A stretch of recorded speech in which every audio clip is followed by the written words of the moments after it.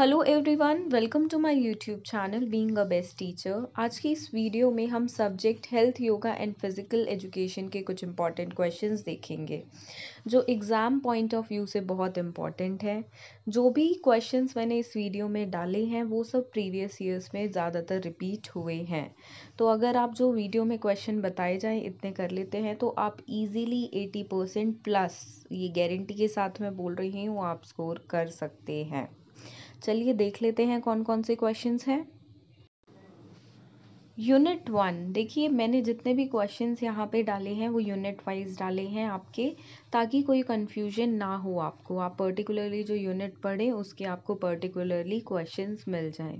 So unit 1 से question number 1 है, what do you mean by term physical education? Discuss the importance, aims and objectives of term physical education at teachers training institution. तो physical education से आप क्या समझते हैं, उसकी importance, then aims, then objectives of teaching physical education एक teaching institute में। Then question number 2, what do you mean by health? Explain its importance in detail. तो हेल्थ से आप क्या समझते हैं एंड उसकी इम्पॉर्टेंस आपको बतानी है। Then question number 3, what do you mean by health education?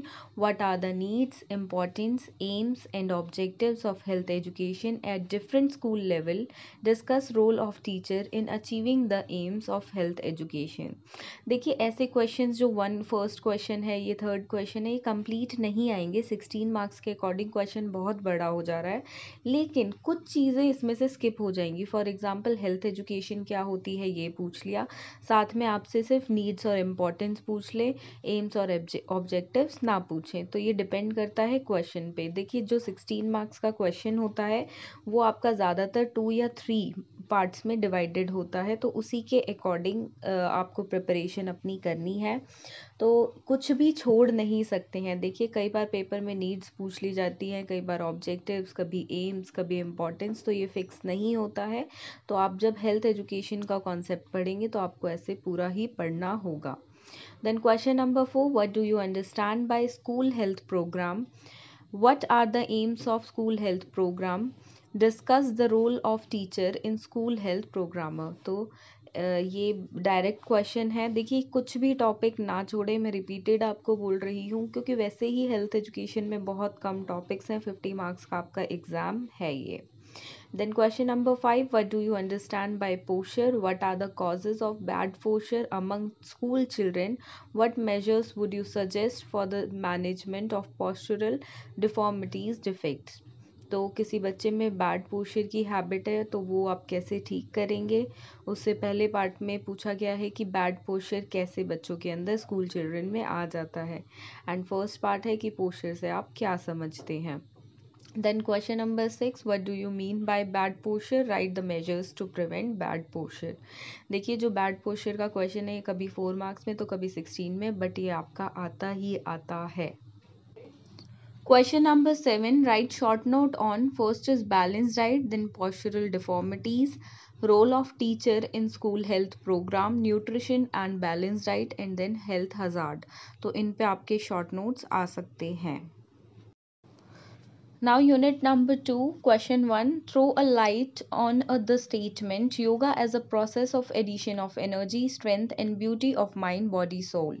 Also discuss the scope of yoga education. तो देखिए यहाँ पे आपको एक स्टेटमेंट दे दी जाती है बेसिकली, जिसको डिस्क्राइब करते हुए आपको योगा के इम्पोर्टेंस, नीड्स, ये सब बताना होता है। बेसिकली योगा के बारे में आपको बताना होता है, साथ में आपसे स्कोप, इम्पोर्टेंस, ये भी योगा की पूछ ली जाती है। Then question number 2, what do you mean by communicable diseases? Explain the general models of transmission and methods of prevention and control that are sign and symptoms. You have to write. Basically communicable diseases का आपका particularly unit में topic है। Then question number 3, what do you mean by infection diseases? How can school health program help in checking the spread of such diseases among the students? तो infection disease से आप क्या समझते हैं, plus school health programme में कैसे इसको check किया जा सकता है कि ये जो डिज़ीज़ है, ऐसे डिज़ीज़ जो इन्फेक्शन कॉज करते हैं वो स्प्रेड ना हो बच्चों के अंदर। जैसे बच्चे को चिकन पॉक्स होता है तो स्कूल में आने से मना कर दिया जाता है, तो उसी बारे में पर्टिकुलरली आपका टॉपिक है, आप डिटेल में बिल्कुल पढ़ें। Then question number 4, explain the concept of first aid, discuss its principles, write down the duties of a trained first adder.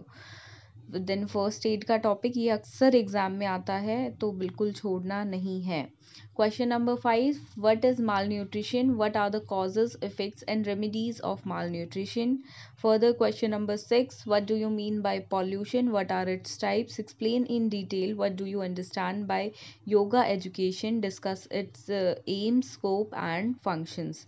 देखिए पॉल्यूशन का क्वेश्चन आपका 4 मार्क्स में या आपका बेसिकली 16 मार्क्स में ज़रूर आता है।